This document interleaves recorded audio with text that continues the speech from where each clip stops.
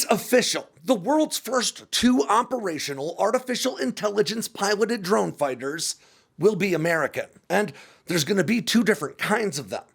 On Wednesday afternoon, the U.S. Air Force announced that it would not be choosing between the two AI-piloted drone fighters that they currently have in testing, and instead, they're going to put both of these advanced jets into operational service. With low-rate initial production already underway for both of these drone wingmen, known officially as collaborative combat aircraft, that means Anduril's YFQ-44 Fury will soon become the operational FQ-44, while General Atomics' YFQ-42 Dark Merlin will become the operational FQ-42. Now, in this context, that F prefix stands for fighter, meaning these aircraft were designed specifically for air-to-air combat, while the Q prefix indicates that the platforms are uncrewed. Now, these two drone fighter designs were selected for testing as part of Increment 1 of the Air Force's Collaborative Combat Aircraft, or CCA program, with their focus set squarely on delivering proven capabilities quickly and in volume, especially for the air-to-air combat mission, while subsequent increments of the CCA program will be selected to fill other specialized mission sets, like air-to-ground operations, electronic warfare, and more. Now, the forthcoming FQ-42 builds off of literally decades worth of drone experience from General Atomics, the company behind legendary platforms like the MQ-1 Predator, the MQ-9 Reaper, and the stealthy jet-powered MQ-20 Avenger, not to mention lesser-known experimental platforms like their XQ-67 offboard sensing station that they built for the Air Force Research Lab.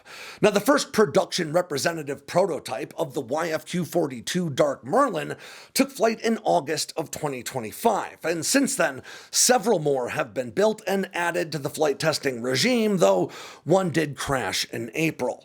Anduril's new FQ-44 is a much smaller aircraft overall, with a wingspan that's only about half the size of the Dark Merlin's.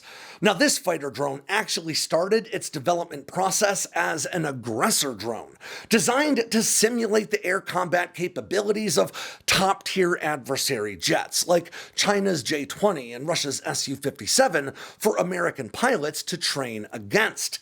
But in 2023, Anduril purchased the firm developing Fury, Blue Force Technologies, and transitioned its focus away from pretending to be a bad guy and instead toward shooting him down.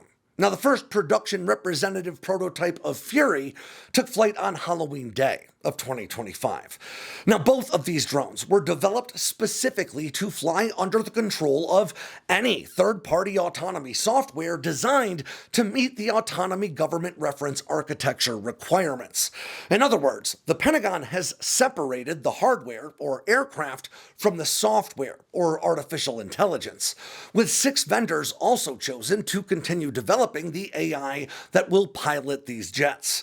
Now, those vendors are Anduril and General Atomics, Lockheed Martin, Northrop Grumman, RTX Collins Aerospace, and Shield AI, many of whom also have their own CCA fighter drone designs in development or already in testing, and squaring off for further increments of that CCA pool of money. Now, the Air Force will ultimately choose one artificial intelligence pilot, or agent as they're called, to permanently fly these fighter drones in the summer of 2027, with these autonomous warfighters expected to enter operational service shortly thereafter. And as the AI autonomy systems continue to mature, thanks to compounding training hours and software improvements, we will not only see those new AI agents integrated into future CCA increments, but we will all but certainly see Increment 1 jets upgraded with that more modern software, which is one of the real benefits of this split hardware and software approach. In other words, however capable these AI-piloted fighters may be when they enter service as soon as next year, they will only get more capable as time goes on.